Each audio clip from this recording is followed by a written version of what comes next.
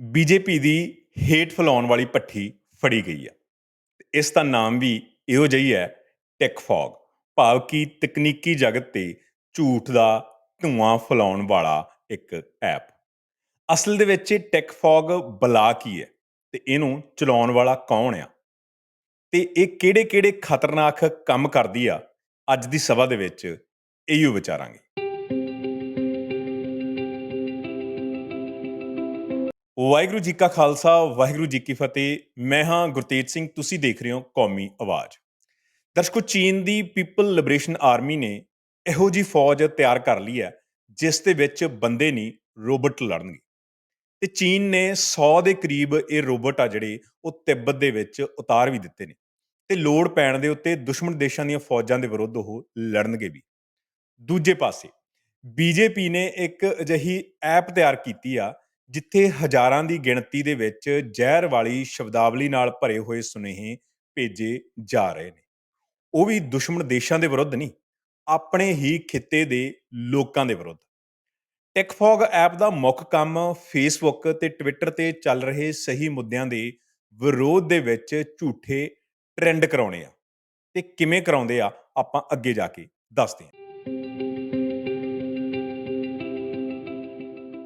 Digital news ਦਾ wire ਦੇ ਦੋ ਖੋਜੀ ਪੱਤਰਕਾਰਾਂ ਨੇ ਪਿਛਲੇ 2 ਸਾਲਾਂ ਤੋਂ ਟਿਕ ਫੌਗ ਦਾ ਪਿੱਛਾ ਕੀਤਾ ਹੈ ਤੇ ਫਿਰ ਕਿਤੇ ਜਾ ਕੇ ਉਹਨਾਂ ਨੂੰ ਇਸ ਬਾਰੇ ਠੋਸ ਰੂਪ ਦੇ ਵਿੱਚ ਪਤਾ ਲੱਗਿਆ, ਜਿਹੜਾ ਉਹ ਦੁਨੀਆ ਨੂੰ ਦੱਸ ਸਕਦੇ ਸੀ।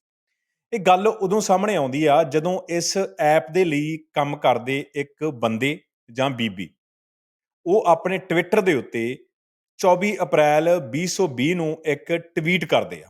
ਉਹ ਅਜੇ ਕਨਫਰਮ ਨਹੀਂ ਆ, ਉਹ ਕਿਉਂਕਿ ਉਹ ਇੱਕ ਫੇਕ ਆਈਡੀ ਬਣਾਈ ਹੋਈ ਆ ਜਿਸ ਦਾ ਨਾਮ ਤੁਸੀਂ ਇਸ ਵਕਤ ਸਾਡੀ ਸਕਰੀਨ ਦੇ ਉੱਤੇ ਦੇਖ ਰਹੇ ਹੋ ਕਿ ਉਹ ਬੰਦਾ ਜਾਂ ਬੀਬੀ ਆ। ਸੋ ਟਵੀਟ ਕੀਤਾ ਜਾਂਦਾ ਹੈ ਤੇ ਇਸ ਟਵੀਟ ਦੇ ਵਿੱਚ ਕਿਹਾ ਜਾਂਦਾ ਹੈ ਕਿ ਬੀਜੇਪੀ ਨੇ ਸਾਡੇ ਤੋਂ 2-2 ਰੁਪਈਆਂ ਦੇ ਵਿੱਚ ਟਵੀਟ ਕਰਵਾਏ ਨੇ ਤੇ ਸਰਕਾਰ ਆਉਣ ਦੇ ਉੱਤੇ ਨੌਕਰੀ ਦੇਣ ਦਾ ਸਾਨੂੰ ਵਾਅਦਾ ਕੀਤਾ ਸੀ, ਜਿਹੜਾ ਹੁਣ ਉਹ ਮੁੱਕਰ ਗਏ ਨੇ। 28 ਅਪ੍ਰੈਲ ਨੂੰ ਇਸੇ ਟਵਿੱਟਰ ਹੈਂਡਲ ਦੇ ਉੱਤੇ ਇੱਕ ਹੋਰ ਟਵੀਟ ਆਉਂਦਾ ਹੈ ਜਿਹਦੇ ਵਿੱਚ ਦਾ ਟਿਕ ਫੌਗ ਐਪ ਦਾ ਪਹਿਲੀ ਵਾਰ ਜ਼ਿਕਰ ਸਾਹਮਣੇ ਆਉਂਦਾ ਹੈ ਤੇ ਉਸ ਦੇ ਵਿੱਚ ਦੱਸਿਆ ਜਾਂਦਾ ਹੈ ਕਿ ਇਹ ਐਪ ਆ ਜਿਹੜੀ, ਇਹ ਗੁਪਤ ਰੂਪ ਦੇ ਵਿੱਚ ਬੀਜੇਪੀ ਦੇ ਆਈਟੀ ਸੈੱਲ ਦੇ ਵਰਕਰਾਂ ਦੇ ਕੋਲ ਹੀ ਉਪਲਬਧ ਆ। ਭਾਵ ਕਿ ਇਹ ਆਮ ਹਰ ਲਈ ਉਪਲਬਧ ਨਹੀਂ ਹੈ, ਜਿਵੇਂ ਸਾਡੇ ਕੋਲ ਫੇਸਬੁੱਕ ਆ, ਵਟਸਐਪ ਆ, ਟਵਿੱਟਰ ਆ ਜਾਂ ਹੋਰ ਚੀਜ਼ਾਂ ਨੇ। ਤੇ ਇੱਥੋਂ ਹੀ ਵਾਇਰ ਦੇ ਜਿਹੜੇ ਪੱਤਰਕਾਰ ਨੇ ਉਹ ਇਹਦੀ ਪੈੜ ਦੱਬਣਾ ਸ਼ੁਰੂ ਕਰਦੇ ਆ। ਇਸ ਟਵਿੱਟਰ ਹੈਂਡਲ ਦੇ ਮਾਲਕ ਦੇ ਨਾਲ ਅਗਲੀ ਗੱਲਬਾਤ ਦੇ ਵਿੱਚ ਪਤਾ ਲੱਗਦਾ ਹੈ ਕਿ ਉਹਨਾਂ ਦਾ ਰੋਜ਼ਾਨਾ ਦਾ ਕੰਮ ਟਵਿੱਟਰ ਤੇ ਆਰਗੈਨਿਕ ਟ੍ਰੈਂਡ ਕਰ ਰਹੇ ਮੁੱਦਿਆਂ ਨੂੰ ਨਿਸ਼ਾਨਾ ਬਣਾਉਣਾ ਹੁੰਦਾ ਹੈ। ਆਰਗੈਨਿਕ ਟ੍ਰੈਂਡ ਭਾਵ ਕਿ ਕੋਈ ਮੁੱਦਾ ਚੱਲ ਰਿਹਾ ਹੈ, ਉਸ ਦੇ ਬਾਰੇ ਨੈਚੁਰਲੀ ਲੋਕ ਟਵੀਟ ਕਰ ਰਹੇ ਨੇ, ਉੱਥੇ ਕੰਪਿਊਟਰ ਟਵੀਟ ਨਹੀਂ ਕਰ ਰਿਹਾ। ਜਿਨ੍ਹਾਂ ਦੇ ਸਹੀ ਅਕਾਊਂਟ ਨੇ ਉਹ ਉਹਦੇ ਹਮਾਇਤ ਦੇ ਵਿੱਚ ਆ ਰਹੇ ਨੇ। ਫੋਰ ਐਗਜ਼ਾਮਪਲ ਆਪਾਂ ਕਿਸਾਨੀ ਸੰਘਰਸ਼ ਦਾ ਮੁੱਦਾ ਲੈ ਰਹੇ ਨੇ ਕਿ ਉੱਥੇ ਅਨੇਕਾਂ ਹੀ ਲੱਖਾਂ ਹੀ ਟਵੀਟ ਹੋਏ, ਜਿਸ ਦੇ ਨਾਲ ਬਹੁਤ ਵਾਰ ਕਿਸਾਨੀ ਸੰਘਰਸ਼ ਦਾ ਜਿਹੜਾ ਮੁੱਦਾ ਹੁੱਕ ਮੰਤਰੀ ਲੈਵਲ ਦੇ ਉੱਤੇ ਵੀ ਟ੍ਰੈਂਡ ਕੀਤਾ। ਭਾਰਤ ਦੇ ਵਿੱਚ ਤਾਂ ਉਹਨੇ ਕਰਨਾ ਸੀ। ਸੋ ਉਹਨਾਂ ਟ੍ਰੈਂਡਸ ਨੂੰ ਇਹਨਾਂ ਨੇ ਕਾਊਂਟਰ ਕਰਨਾ ਹੁੰਦਾ ਸੀ ਇਸ ਐਪ ਦੇ ਰਾਹੀਂ। ਦੂਜਾ ਕੰਮ ਇਹਨਾਂ ਦਾ ਹੁੰਦਾ ਸੀ ਭਾਜਪਾ ਦੇ ਨਾਲ ਜੁੜੇ ਜਿਹੜੇ ਵਟਸਐਪ ਗਰੁੱਪ ਉਹਨਾਂ ਨੇ ਬਣਾਉਣੇ ਤੇ ਉਹਨਾਂ ਨੂੰ ਚਲਾਉਣਾ ਇਸ ਐਪ ਦੇ ਰਾਹੀਂ। ਤੇ ਟਿਕ ਐਪ ਦੇ ਜ਼ਰੀਏ ਭਾਜਪਾ ਦੀ ਆਲੋਚਨਾ ਕਰਨ ਵਾਲੇ ਪੱਤਰਕਾਰਾਂ ਨੂੰ ਮਾਨਸਿਕ ਤੌਰ ਦੇ ਉੱਤੇ ਪਰੇਸ਼ਾਨ ਕਰਨਾ ਹੁੰਦਾ ਸੀ। ਇਹ ਸਰੋਤ ਨੇ ਦੋਸ਼ ਲਾਇਆ ਹੈ, ਭਾਵ ਕਿ ਜਿਸ ਦੀ ਅਸੀਂ ਪਹਿਲਾਂ ਤਸਵੀਰ ਤੁਹਾਨੂੰ ਦਿਖਾਈ ਆ, ਇਸ ਨੇ ਬਾਅਦ ਦੇ ਵਿੱਚ ਜਦੋਂ ਵਾਇਰ ਦੇ ਪੱਤਰਕਾਰਾਂ ਨਾਲ ਗੱਲਬਾਤ ਕੀਤੀ, ਉਹਨੇ ਦੋਸ਼ ਲਾਇਆ ਕਿ ਭਾਜਪਾ ਦੇ ਸਾਬਕਾ ਯੂਥ ਆਗੂ ਦੇਬਾਂਗ ਦਾਬੇ, ਜਿਹੜਾ ਕਿ ਹੁਣ ਮਹਾਰਾਸ਼ਟਰ ਦੇ ਵਿੱਚ ਭਾਜਪਾ ਦਾ ਚੋਣ ਪ੍ਰਬੰਧਕ ਬਣਿਆ ਬੈਠਾ, ਉਹਨੇ ਇਹਨੂੰ ਨੌਕਰੀ ਦੇਣ ਦਾ ਵਾਅਦਾ ਕੀਤਾ ਸੀ ਇਸ ਟਵਿੱਟਰ ਆਈਡੀ ਵਾਲੇ ਨੂੰ, ਪਰ ਬਾਅਦ ਚੋਂ ਮੁੱਕਰ ਗਿਆ। ਜਿਹੜਾ ਕਿ ਅਕਸਰ ਭਾਜਪਾ ਦਾ ਹੁਣ ਵਰਤਾਰਾ ਹੀ ਬਣਿਆ, ਸਾਰੀਆਂ ਪਾਰਟੀਆਂ ਦਾ ਹੀ ਆ ਕਿ ਉਹ ਬਾਅਦ ਦੇ ਵਿੱਚ ਵਾਅਦੇ ਕਰਕੇ ਮੁੱਕਰ ਜਾਂਦੇ ਆ। 15 ਲੱਖ ਵਾਲਾ ਜੁਮਲਾ ਹੈਗਾ ਜਿਹੜਾ, ਉਹ ਸਭ ਨੂੰ ਪਤਾ ਹੀ ਹੈ। ਇਸ ਸਰੋਤ ਤੋਂ ਬਾਅਦ ਦੇ ਵਿੱਚ ਜਾਣਕਾਰੀ ਮਿਲਦੀ ਆ ਕਿ ਇਸ ਐਪ ਦੇ 4 ਬਹੁਤ ਜ਼ਿਆਦਾ ਖਤਰਨਾਕ ਕੰਮ ਨੇ। ਉਹ ਕਿਹੜੇ-ਕਿਹੜੇ ਨੇ ਆਪਾਂ ਤੁਹਾਡੇ ਨਾਲ ਸਾਂਝੇ ਕਰਦੇ ਹਾਂ। ਸਾਰਿਆਂ ਤੋਂ ਪਹਿਲਾਂ ਇਹਦਾ ਕੰਮ ਆ ਲੋਕ ਬਿਰਤਾਂਤ ਸਿਰਜਣਾ, ਜਿਹਨੂੰ ਅੰਗਰੇਜ਼ੀ ਦੇ ਵਿੱਚ ਆਪਾਂ ਕਹਿ ਸਕਦੇ ਹਾਂ ਪਬਲਿਕ ਨੈਰੇਟਿਵ ਨੂੰ ਇੰਜੀਨੀਅਰਿੰਗ ਕਰਨਾ। ਝੂਠੇ ਪਬਲਿਕ ਨੈਰੇਟਿਵ ਨੂੰ, ਝੂਠਾ ਪਬਲਿਕ ਨੈਰੇਟਿਵ ਬਣਾਉਣਾ। ਇੱਕ ਤਾਂ ਲੋਕ ਕਿਸੇ ਸੱਚੀ ਗੱਲ ਦੇ ਉੱਤੇ ਆ ਕੇ ਖੜ੍ਹਦੇ ਆ ਨਾ, ਉਹ ਤੇ ਫਿਰ ਇੱਕ ਬਿਰਤਾਂਤ ਘੜਦੇ ਆ ਤੇ ਉਹਨੂੰ ਚਲਾਉਂਦੇ ਆ ਕੇ। ਪਰ ਇੱਥੇ ਇੱਕ ਝੂਠਾ ਪਬਲਿਕ ਨੈਰੇਟਿਵ ਇੰਜੀਨੀਅਰਿੰਗ ਕੀਤਾ ਜਾਂਦਾ ਸੀ। ਭਾਵ ਕਿ ਫੇਸਬੁੱਕ ਤੇ ਟਵਿੱਟਰ ਤੇ ਚੱਲ ਰਹੇ ਜਿਹੜੇ ਟ੍ਰੈਂਡਿੰਗ ਸੈਕਸ਼ਨ ਨੇ, ਉਹਨਾਂ ਨੂੰ ਅਗਵਾ ਕਰਕੇ ਬਾਅਦ ਦੇ ਵਿੱਚ ਬੀਜੇਪੀ ਦੇ ਹੱਕ ਦੇ ਵਿੱਚ ਆਟੋ ਟਵੀਟ ਕਰਵਾਉਣੇ। ਭਾਵ ਕਿ ਇਹ ਐਪ ਆ ਜਿਹੜੀ, ਇਹ ਹਜ਼ਾਰਾਂ ਹੀ ਆਟੋ ਟਵੀਟ ਕਰਦੀ ਆ, ਉੱਥੇ ਬੰਦਿਆਂ ਦੀ ਲੋੜ ਨਹੀਂ ਆ। ਉਹ ਉਹਨਾਂ ਨੂੰ ਅਕਾਊਂਟਸ ਨੂੰ, ਹਜ਼ਾਰਾਂ ਅਕਾਊਂਟਸ ਨੂੰ ਸਿਰਫ ਇਕੱਲੀ ਇੱਕ ਐਪ ਚਲਾ ਸਕਦੀ ਹੈ, ਇੱਕ ਸਿੰਗਲ ਕਲਿੱਕ ਦੇ ਨਾਲ। ਉਹ ਸਿੰਗਲ ਕਲਿੱਕ ਦੇ ਨਾਲ ਉਹ ਹੈਸ਼ਟੈਗ ਵੀ ਚਲਾ ਦਿੰਦੇ ਆ ਤੇ ਉਸ ਦੇ ਨਾਲ ਉਹ ਰੀਟਵੀਟ ਵੀ ਚਲਾ ਦਿੰਦੇ ਆ। ਜੇਕਰ ਤੇ ਉਹਨੂੰ ਬਾਅਦ ਦੇ ਵਿੱਚ, ਭਾਵ ਕਿ ਉਹ ਉਹਨੂੰ ਸਪੈਮ ਕਰ ਦਿੰਦੇ ਆ। ਉਦਾਹਰਨ ਦੇ ਵਜੋਂ ਜਦੋਂ ਆਪਾਂ ਕੋਵਿਡ ਕਾਲ ਦੇ ਵਿੱਚ ਦੇਖਦੇ ਹਾਂ ਕਿ ਲੱਖਾਂ ਹੀ ਮਜ਼ਦੂਰ ਨੇ ਜਿਹੜੇ ਬਿਹਾਰ ਤੇ ਯੂਪੀ ਤੋਂ ਉਹ ਪੈਦਲ ਯਾਤਰਾ ਕਰਨੇ ਸ਼ੁਰੂ ਕਰ ਦਿੰਦੇ ਆ, ਭਾਵ ਕਿ ਆਪਣੇ ਘਰਾਂ ਨੂੰ ਜਾਣਾ ਸ਼ੁਰੂ ਕਰ ਦਿੰਦੇ ਆ। ਉਹਨਾਂ ਲਈ ਕੋਈ ਸਹੂਲਤ ਨਹੀਂ ਹੁੰਦੀ ਟ੍ਰੇਨ ਵਗੈਰਾ ਦੀ, ਉਹਨਾਂ ਨੂੰ ਬੰਦ ਕਰ ਦਿੰਦੀ ਹੈ ਇੱਥੋਂ ਦੀ ਮੋਦੀ ਸਰਕਾਰ। ਉਸ ਵਕਤ ਸੋਨੀਆ ਗਾਂਧੀ ਇੱਕ ਬਿਆਨ ਦਿੰਦੀ ਆ ਕਿ ਜਿੱਥੇ-ਜਿੱਥੇ ਵੀ ਜਿਹੜੇ-ਜਿਹੜੇ ਰਾਜਾਂ ਦੇ ਵਿੱਚ ਕਾਂਗਰਸ ਦੀਆਂ ਸਰਕਾਰਾਂ ਨੇ, ਉਹ ਇਹਨਾਂ ਮਜ਼ਦੂਰਾਂ ਦੀ ਮਦਦ ਕਰਨ ਦੇ ਲਈ ਅੱਗੇ ਆਉਣ। ਖਾਸ ਕਰ ਜਿਹੜੇ ਯੂਪੀ, ਬਿਹਾਰ ਦੇ ਇਲਾਕਿਆਂ ਦੇ ਮਜ਼ਦੂਰ, ਜਿੱਥੇ ਬੀਜੇਪੀ ਦੀਆਂ ਭਾਈਵਾਲੀਆਂ, ਜਿੱਥੇ ਬੀਜੇਪੀ ਦੀ ਸਰਕਾਰ ਸੀ ਤੇ ਇੱਕ ਜਗ੍ਹਾ ਉਹਨਾਂ ਦੀ ਭਾਈਵਾਲੀ ਵਾਲੀ ਸਰਕਾਰ ਸੀਗੀ। ਸੋ ਇਸ ਦੇ ਵਿਰੋਧ ਦੇ ਵਿੱਚ ਇੱਕ ਆਟੋਮੇਟਡ ਟ੍ਰੈਂਡ ਸ਼ੁਰੂ ਕੀਤਾ ਜਾਂਦਾ। ਇੱਕ ਹੈਸ਼ਟੈਗ ਸ਼ੁਰੂ ਕੀਤਾ ਜਾਂਦਾ, ਕਾਂਗਰਸ ਅਗੇਂਸਟ ਲੇਬਰਰਸ। ਇਹ ਇਸੇ ਹੀ ਐਪ ਦਾ ਕਾਰਾ, ਜਿਹੜੀ ਇਹ ਸਾਰੇ ਪ੍ਰੋਸੈਸ ਨੂੰ ਹੁੰਦੇ ਹੋਏ, ਜਿਹੜੀ ਅਸੀਂ ਪਹਿਲਾਂ ਆਈਡੀ ਦੀ ਗੱਲ ਕੀਤੀ ਹੈ, ਜਿਹੜਾ ਸਰੋਤ ਆ, ਉਹ ਦਿਖਾਉਂਦਾ ਗਾ ਵਾਇਰ ਦੇ ਪੱਤਰਕਾਰਾਂ ਨੂੰ ਕਿ ਅੱਧੇ ਘੰਟੇ ਪਹਿਲਾਂ ਅਜੇ ਉਹ ਟਵੀਟ ਹੁੰਦਾ ਗਾ ਅਤੇ ਉਸ ਤੋਂ ਬਾਅਦ ਉਹ ਅਗਲੇ 2 ਘੰਟਿਆਂ ਦੇ ਵਿੱਚ 50,000 ਤੋਂ ਵੱਧ ਟਵੀਟ ਹੋ ਕੇ ਉਹ ਟ੍ਰੈਂਡ ਕਰਨਾ ਸ਼ੁਰੂ ਕਰ ਦਿੰਦਾ। ਪਹਿਲਾਂ ਉਹ ਟਾਰਗੇਟ ਰੱਖਦੇ ਆ ਕਿ ਅਸੀਂ 55,000 ਕਰਨਾ ਗਾ। ਉਦੋਂ ਬਾਅਦ ਦੇ ਵਿੱਚ ਉਹ ਤਕਰੀਬਨ 60,000 ਦੇ ਕਰੀਬ ਉਹ ਟਵੀਟ ਹੋ ਜਾਂਦਾ ਤੇ ਉਹ ਟ੍ਰੈਂਡਿੰਗ ਉਹਦੀ ਸ਼ੁਰੂ ਹੋ ਜਾਂਦੀ ਹੈ। ਤੇ ਉਹ ਸਾਰੇ ਇਸ ਐਪ ਦੇ ਹੀ ਕਾਰੇ ਆ। ਤੇ ਇਸੇ ਹੀ ਤਰ੍ਹਾਂ ਇਹਨਾਂ ਨੇ ਕਿਰਸਾਨੀ ਸੰਘਰਸ਼ ਦੇ ਦੌਰਾਨ ਕੀਤਾ ਹੋਊਗਾ। ਪਰ ਸਾਡੇ ਮੁੰਡੇ ਆ ਜਿਹੜੇ, ਸਾਡੀ ਜਿਹੜੀ ਨੌਜਵਾਨੀ ਆ, ਸਾਡੀਆਂ ਭੈਣਾਂ, ਸਾਡੇ ਭਰਾ, ਉਹ ਬੜੇ ਤਕੜੇ ਰਹੇ। ਉਹ ਇਹਨਾਂ ਦੇ ਐਡੇ ਵੱਡੇ ਤਕੜੇ ਸਿਸਟਮ ਦਾ ਵੀ ਮੂੰਹ ਭੰਨਦੇ ਰਹੇ। ਇਸੇ ਹੀ ਤਰ੍ਹਾਂ ਜਿੱਥੋਂ ਇਹ ਕਹਿੰਦੇ ਆ, ਦਾ ਵਾਇਰ ਦੇ ਖੋਜੀ ਪੱਤਰਕਾਰ ਕਹਿੰਦੇ ਨੇ ਕਿ ਸਾਨੂੰ ਸ਼ੱਕ ਖੜੀ ਹੁੰਦੀ ਆ, ਉਹ ਇਹ ਆ ਕਿ ਇੱਕ ਰਾਤ ਜਦੋਂ ਕੋਵਿਡ ਕਾਲ ਦੇ ਦੌਰਾਨ ਹੀ ਯੋਗੀ ਆ, ਜਿਹੜਾ ਯੂਪੀ ਦਾ ਮੁੱਖ ਮੰਤਰੀ ਆ, ਉਹ ਸਿਹਤ ਸਹੂਲਤਾਂ ਦੇਣ ਤੋਂ ਲੋਕਾਂ ਨੂੰ ਉਹ ਪਿੱਛੇ ਰਹਿ ਜਾਂਦਾ। ਭਾਵ ਕਿ ਉਹ ਬਹੁਤ ਨਾਕਾਮ ਸਾਬਤ ਹੋ ਜਾਂਦਾ ਗਾ। ਉਸ ਰਾਤ ਹੀ ਕਹਿੰਦੇ ਤਕਰੀਬਨ 2:30 ਵਜੇ, ਉਹਨਾਂ ਦਿਨਾਂ ਦੀ ਇੱਕ ਰਾਤ ਦੇ ਵਿੱਚ ਤਕਰੀਬਨ 2:30 ਵਜੇ ਇੱਕੇ ਦਮ ਟਵੀਟ ਟ੍ਰੈਂਡਿੰਗ ਕਰਨਾ ਸ਼ੁਰੂ ਕਰ ਦਿੰਦਾ ਗਾ ਤੇ ਉਹਦਾ ਹੈਸ਼ਟੈਗ ਹੁੰਦਾ ਕਰਮਯੋਗੀ। ਉੱਥੋਂ ਕਹਿੰਦੇ ਸਾਨੂੰ ਹੋਰ ਜਿਹੜਾ ਸਾਡੀ ਇਹ ਸਾਡੇ ਜਿਹੜਾ ਸ਼ੱਕ ਸੀ, ਉਹਨੂੰ ਠੋਸ ਹੋਰ ਆਧਾਰ ਮਿਲ ਗਏ ਕਿ ਇੰਨੇ ਸਵੇਰੇ 2:30 ਵਜੇ ਉੱਠ ਕੇ ਕਿਹੜੇ ਇੰਨੇ ਹਜ਼ਾਰਾਂ ਦੀ ਗਿਣਤੀ ਦੇ ਵਿੱਚ ਬੰਦੇ ਨੇ ਜਿਹੜੇ ਉਹ ਯੋਗੀ ਦੇ ਲਈ ਟਵੀਟ ਕਰਦੇ ਨੇ, ਉਹ ਵੀ ਵੀਕਡੇ ਦੀ ਨਾਈਟ ਦੇ ਵਿੱਚ। ਉੱਥੋਂ ਪਤਾ ਲੱਗ ਜਾਂਦਾ ਕਿ ਇਹ ਆਟੋਮੇਟਡ ਟਵੀਟ ਹੋ ਰਹੇ ਨੇ। ਇਹਨਾਂ ਦੇ ਪਿੱਛੇ ਕੋਈ ਬੰਦਾ ਨਹੀਂ ਆ, ਇਹਨਾਂ ਦੇ ਪਿੱਛੇ ਸਿਰਫ ਤੇ ਸਿਰਫ ਕੰਪਿਊਟਰ ਆ, ਜਿਹੜਾ ਫੇਕ ਆਈਡੀਜ਼ ਬਣਾ ਕੇ ਜਾਂ ਕੋਈ ਜਿਹੜਾ ਸਿਸਟਮ ਆ, ਉਸ ਨੂੰ ਵਰਤ ਕੇ ਇਹ ਸਾਰੇ ਟਵੀਟ ਚਲਾਉਂਦਾ ਗਾ। ਦੂਜਾ ਖਤਰਨਾਕ ਕੰਮ ਇਹਦਾ ਇਹ ਆ ਕਿ ਇਹ ਬੰਦ ਹੋਏ WhatsApp ਨੰਬਰ, ਜਿਹੜੇ WhatsApp ਨੰਬਰ ਇਨਐਕਟਿਵ ਹੋ ਜਾਂਦੇ ਨੇ, ਭਾਵ ਕਿ ਬੰਦਾ ਕਿਸੇ ਨਾਲ ਕੋਈ ਰਜਿਸਟਰ ਕਰ ਲੈਂਦਾ, ਬਾਅਦ ਦੇ ਵਿੱਚ ਉਹ ਕਹਿ ਦਿੰਦਾ ਕਿ WhatsApp ਦੇ ਉੱਤੇ ਤੁਹਾਡੀ ਪ੍ਰਾਈਵੇਸੀ ਨਹੀਂ ਰਹਿੰਦੀ, ਜਾਂ ਇਸ ਤਰ੍ਹਾਂ ਬਹੁਤ ਸਾਰੇ ਡਿਲੀਟ ਕਰਕੇ ਹੋਰ ਐਪਸ ਵੀ ਡਾਊਨਲੋਡ ਕਰ ਲੈਂਦੇ ਆ। ਉਹ ਜਦੋਂ ਡਿਲੀਟ ਕਰ ਦਿੰਦੇ ਆ ਉਹ ਐਪ ਆਪਣੀ, ਤੇ ਉਹਨਾਂ ਨੂੰ ਇਹ ਐਕਟਿਵ ਕਰ ਲੈਂਦੇ ਨੇ ਇਸ ਐਪ ਦੇ ਰਾਹੀਂ। ਤੇ ਉਹਨਾਂ ਦੇ ਜਿਹੜੇ ਸੰਬੰਧੀ ਹੁੰਦੇ ਨੇ, ਉਹਨਾਂ ਨੂੰ ਸਾਰਿਆਂ ਨੂੰ ਥੋੜ੍ਹੀ ਪਤਾ ਹੁੰਦਾ ਕਿ ਉਹਨੇ WhatsApp ਐਪ ਡਿਲੀਟ ਕਰ ਦਿੱਤੀ। ਉਹਨਾਂ ਨੂੰ ਮੈਸੇਜ ਭੇਜਣਾ ਸ਼ੁਰੂ ਕਰ ਦਿੰਦੇ ਨੇ, ਉਹਨਾਂ ਦੇ ਨਾਲ ਭਾਵ ਕਿ ਗੱਲਬਾਤ ਕਰਨੀ ਸ਼ੁਰੂ ਕਰ ਦਿੰਦੇ ਨੇ। ਉਸ ਬੰਦੇ ਦੇ ਆਧਾਰ ਦੇ ਉੱਤੇ ਸਾਹਮਣੇ ਵਾਲੇ ਨੂੰ ਲੱਗਦਾ ਕਿ ਇਹ ਮੇਰਾ ਜਾਣਕਾਰੀ ਆ, ਜਿਹਦੇ ਨਾਲ ਮੈਂ ਗੱਲ ਕਰ ਰਿਹਾ। ਸੋ ਤੁਸੀਂ ਦੇਖੋ ਕਿ ਕਿੱਡੀ ਖਤਰਨਾਕ ਚੀਜ਼ ਇਸ ਐਪ ਦੇ ਰਾਹੀਂ ਹੁੰਦੀ ਆ। ਸੋ ਅਗਲੀ ਗੱਲ ਕਰਦੇ ਹਾਂ ਆਪਾਂ, ਤੀਜਾ ਖਤਰਨਾਕ ਕੰਮ ਇਹਦਾ ਕਿਹੜਾ ਗਾ।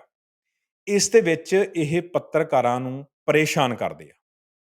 ਜਿਹੜੇ ਬੀਜੇਪੀ ਨੂੰ ਜਾਂ ਹੋਰ ਇਹਨਾਂ ਦੇ ਜਿਹੜੇ ਅਲਾਈਜ਼ ਨੇ, ਜਾਂ ਇਹਨਾਂ ਦੇ ਜਿਹੜੇ ਲੀਡਰ ਨੇ, ਜਾਂ ਆਰਐਸਐਸ ਦੇ ਹੋਰ, ਉਹਨਾਂ ਦੇ ਜਿਹੜੇ ਕਾਲੇ ਕਾਰਨਾਮੇ ਜਦੋਂ ਉਹ ਸਾਹਮਣੇ ਲਿਆਉਂਦੇ ਆ, ਸੋ ਉਹਨਾਂ ਪੱਤਰਕਾਰਾਂ ਦਾ ਇਹ ਲੇਖਾ ਜੋਖਾ ਤਿਆਰ ਕਰਦੇ ਆ। ਜਾਂ ਹੋਰ ਬਹੁਤ ਸਾਰੀਆਂ ਜਿਹੜੀਆਂ ਪਰਸਨੈਲਿਟੀਜ਼ ਨੇ, ਜਿਹੜੇ ਆਮ ਆਰਡੀਨਰੀ ਸ਼ਹਿਰੀ ਨੇ, ਉਹਨਾਂ ਦਾ ਵੀ ਇਹ ਲੇਖਾ ਜੋਖਾ ਇੰਨੇ ਭੱਦੇ ਲੈਵਲ ਤੱਕ ਤਿਆਰ ਕਰਦੇ ਆ। ਭਾਵ ਕਿ ਇੰਨੀਆਂ ਭੱਦੇ ਲੈਵਲ ਦੀਆਂ ਇਹ ਜਾਣਕਾਰੀਆਂ ਉਹਨਾਂ ਦੇ ਉਸ ਐਪ ਦੇ ਵਿੱਚ ਸ਼ਾਮਲ ਕਰਕੇ ਰੱਖਦੇ ਆ, ਤੇ ਉਹਨਾਂ ਨੂੰ ਬਾਅਦ ਦੇ ਵਿੱਚ ਕਮੈਂਟ ਸੈਕਸ਼ਨ ਦੇ ਵਿੱਚ ਲਗਾਤਾਰ ਪਾਈ ਜਾਂਦੇ ਆ। ਜਦੋਂ ਇਹ ਆਟੋਮੇਟਡ ਸਿਸਟਮ ਦੇ ਉੱਤੇ ਲਾ ਦਿੰਦੇ ਆ ਕਿ ਤੁਸੀਂ ਇੱਥੇ ਆਹ ਕਰੋ, ਆਹ ਕਰੋ, ਆਹ ਕਰੋ, ਉਹ ਤੁਸੀਂ ਜਿਹੜੀਆਂ ਸਾਰੀਆਂ ਜਾਣਕਾਰੀਆਂ ਅਸੀਂ ਇੱਥੇ ਨਹੀਂ ਸਾਂਝੀਆਂ ਕਰ ਸਕਦੇ, ਤੁਸੀਂ ਦਾ ਵਾਇਰ ਦੀ ਰਿਪੋਰਟ ਦੇ ਉੱਤੇ ਜਾ ਕੇ ਉਹ ਪੜ੍ਹ ਸਕਦੇ ਹੋ। ਚੌਥਾ ਖਤਰਨਾਕ ਕੰਮ ਆ ਇਹਨਾਂ ਦਾ ਸਬੂਤ ਮਿਟਾਉਣਾ। ਭਾਵ ਕਿ ਤੁਸੀਂ ਇਹਨਾਂ ਦੇ ਉੱਤੇ ਕੋਈ ਕੇਸ ਵੀ ਨਹੀਂ ਕਰ ਸਕਦੇ, ਕਿਉਂਕਿ ਜਦੋਂ ਤੁਹਾਡੇ ਕੋਲ ਕੋਈ ਸਬੂਤ ਹੀ ਨਹੀਂ ਹੈ ਤਾਂ ਤੁਹਾਨੂੰ ਉਹ ਲੱਭਣਗੇ ਕਿਵੇਂ ਆ ਕੇ? ਜਿਵੇਂ ਆਪਾਂ ਸ਼ੁਰੂ ਦੇ ਵਿੱਚ ਗੱਲ ਕੀਤੀ ਸੀ ਕਿ ਇੱਕ ਸਿੰਗਲ ਕਲਿੱਕ ਦੇ ਨਾਲ ਇੱਕੋ ਹੀ ਜਗ੍ਹਾ ਬਹਿ ਕੇ ਹਜ਼ਾਰਾਂ ਆਈਡੀ ਚਲਾਈਆਂ ਜਾ ਸਕਦੀਆਂ ਨੇ। ਉਸੇ ਹੀ ਤਰ੍ਹਾਂ ਇਹ ਇੱਕ ਸਿੰਗਲ ਕਲਿੱਕ ਦੇ ਉੱਤੇ ਉਹ ਜਿਹੜੇ ਸਾਰੇ ਸਬੂਤ ਨੇ, ਜਿੱਥੇ-ਜਿੱਥੇ ਵੀ ਇਹਨਾਂ ਦੇ ਉਹ ਹੈਸ਼ਟੈਗ ਪਏ ਹੁੰਦੇ ਨੇ, ਜਿੱਥੇ-ਜਿੱਥੇ ਵੀ ਕਮੈਂਟ ਪਏ ਹੁੰਦੇ ਨੇ, ਉਹਨਾਂ ਨੂੰ ਇੱਕੋ ਕਲਿੱਕ ਦੇ ਨਾਲ ਉਹ ਸਾਰਾ ਜਿਹੜਾ ਡਾਟਾ ਉਹ ਡਿਲੀਟ ਕਰ ਦਿੰਦੇ ਨੇ। ਇਹ ਇਸ ਐਪ ਦੇ ਕੰਮ ਨੇ। ਹੁਣ ਤੁਸੀਂ ਥੋੜ੍ਹਾ ਜਿਹਾ ਯਾਦ ਕਰਕੇ ਦੇਖੋ ਕਿ ਪਿਛਲੇ ਸਮਿਆਂ ਦੇ ਵਿੱਚ ਖਾਸ ਕਰ ਕਿਸਾਨੀ ਸੰਘਰਸ਼ ਦੇ ਵਿੱਚ ਜਾਂ ਉਂਝ ਬਹੁਤ ਸਾਰੇ ਮੁੱਦਿਆਂ ਦੇ ਉੱਤੇ ਜਿੱਥੇ ਕਈ ਵਾਰ ਸਾਡੇ ਭੈਣ ਭਰਾ ਵੀ ਬਹੁਤ ਸਾਰੀਆਂ ਆਈਡੀਆਂ ਨਾਲ ਭਿੜਦੇ ਰਹਿੰਦੇ ਨੇ, ਜਿਹੜੇ ਪਤਾ ਹੁੰਦਾ ਕਿ ਇਹ ਬੰਦੇ ਇਹਨਾਂ ਦੇ ਪਿੱਛੇ ਕੁਝ ਰੀਅਲ ਨਹੀਂ ਨੇ। ਉਹ ਤੁਹਾਨੂੰ ਜਾਂ ਸਿੱਖ ਧਰਮ ਦੇ ਬਾਰੇ ਜਾਂ ਪੰਜਾਬ ਦੇ ਬਾਰੇ ਬੁਰਾ ਬੋਲ ਕੇ ਭੱਜ ਜਾਂਦੇ ਨੇ। ਬਾਅਦ ਦੇ ਵਿੱਚ ਆਪਾਂ ਬਹੁਤ ਸਾਰਾ ਜਿਹੜਾ ਸਮਾਂ ਉਹਨਾਂ ਦੇ ਉੱਤੇ ਖਰਾਬ ਕਰ ਲੈਂਦੇ ਹਾਂ। ਪਰ ਸਾਨੂੰ ਇਹ ਨਹੀਂ ਪਤਾ ਕਿ ਅਸੀਂ ਜਿਹੜੇ ਸਾਹਮਣੇ ਜਿਹਦੇ ਨਾਲ ਲੜ ਰਹੇ ਹਾਂ, ਉੱਥੇ ਸਿਰਫ ਇੱਕ ਹੀ ਬੰਦਾ ਉਹ ਤੇ ਉਹ ਹਜ਼ਾਰਾਂ ਬੰਦਿਆਂ ਨੂੰ ਇਸ ਸਿਸਟਮ ਦੇ ਵਿੱਚ ਉਲਝਾਈ ਬੈਠਾ ਗਾ ਅਤੇ ਸਾਡਾ ਬਹੁਤ ਜ਼ਿਆਦਾ ਜਿਹੜਾ ਕੀਮਤੀ ਸਮਾਂ ਗਾ ਉਹ ਖਰਾਬ ਕਰਾ ਰਿਹਾ ਗਾ। ਕਿਉਂਕਿ ਉਹ ਇੱਕ ਆਟੋ ਮੋਡ ਦੇ ਉੱਤੇ ਬਹੁਤ ਸਾਰੀਆਂ ਚੀਜ਼ਾਂ ਲਾ ਕੇ ਛੱਡ ਦਿੰਦੇ ਨੇ ਅਤੇ ਬਾਅਦ ਦੇ ਵਿੱਚ ਅਸੀਂ ਉਹਨਾਂ 'ਚ ਉਲਝਦੇ ਰਹਿੰਦੇ ਹਾਂ। ਇਹ ਆਟੋ ਮੋਡ ਉਹ ਇਕੱਲਾ ਇੱਥੇ ਐਪ ਦੇ ਉੱਤੇ ਨਹੀਂ ਲਾਉਂਦੇ, ਉਹ ਹੋਰ ਬਹੁਤ ਸਾਰੇ ਮੁੱਦਿਆਂ ਦੇ ਉੱਤੇ ਵੀ ਲਾ ਦਿੰਦੇ ਨੇ, ਜਿਸ ਦੀ ਗੱਲ ਆਪਾਂ ਕਦੇ ਫੇਰ ਕਰਾਂਗੇ। ਸੋ ਹੁਣ ਆਪਾਂ ਦਰਸ਼ਕੋ ਜਾਣਦੇ ਹਾਂ ਕਿ ਇਹਦੇ ਪਿੱਛੇ ਖੜਾ ਕੌਣ ਆ? ਦਾ ਵਾਇਰ ਦੀ ਰਿਪੋਰਟ ਦੇ ਮੁਤਾਬਕ ਇਹਦੇ ਪਿੱਛੇ 1990 ਦੇ ਵਿੱਚ ਬਣੀ ਇੱਕ ਟੈਕ ਕੰਪਨੀ ਆ, ਜਿਹਦਾ ਇੱਕ ਆਪਣਾ ਵੀ ਬਿਜ਼ਨਸ ਸਾਥ ਪਲੇਟਫਾਰਮ ਆ, ਜਿਹਦਾ ਨਾਂ ਤੁਸੀਂ ਸੁਣ ਕੇ ਥੋੜ੍ਹਾ ਹੈਰਾਨ ਵੀ ਹੋਵੋਗੇ, ਤੁਸੀਂ ਵਰਤਦੇ ਰਹੇ ਹੋਵੋਗੇ।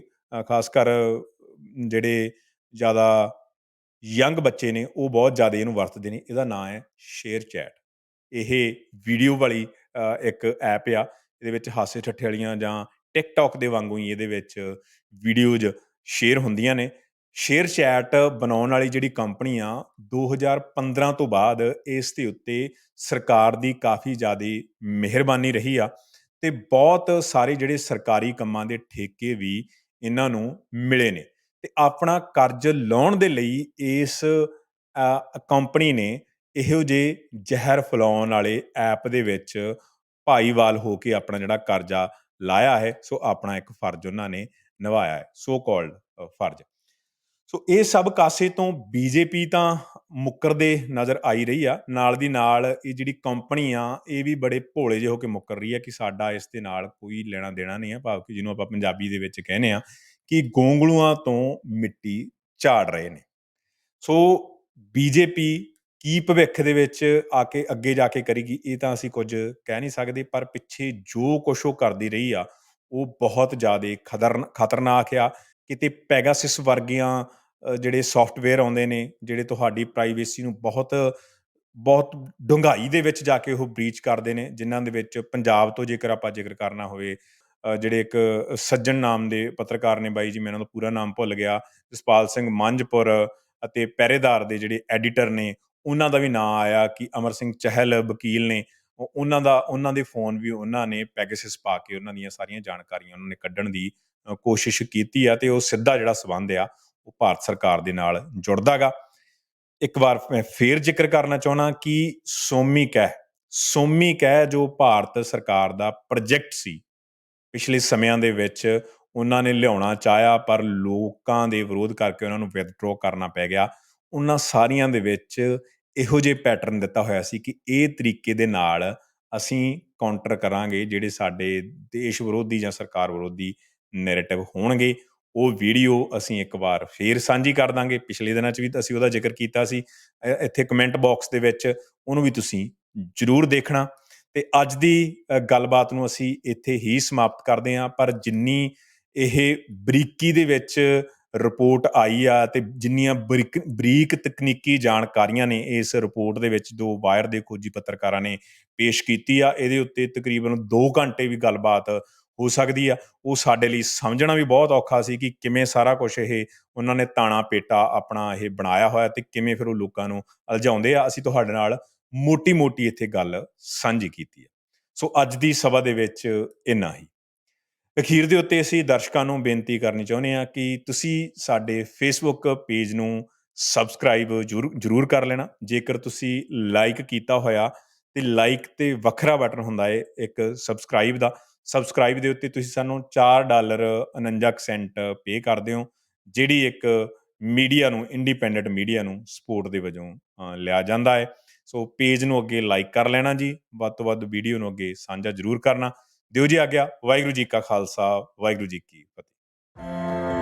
ਘਰ ਪੇਂਟ ਕਰਵਾਉਣਾ ਚਾਹੁੰਦੇ ਹੋ ਤਾਂ ਮੇਰੀ ਸਲਾਹ ਮੰਨੋ, ਪਾਬਲਾ ਪੇਂਟਿੰਗਸ ਤੋਂ ਕਰਵਾਓ। ਬੜਾ ਹੀ ਕਮਾਲ ਦਾ ਕੰਮ ਕਰਦੇ ਨੇ।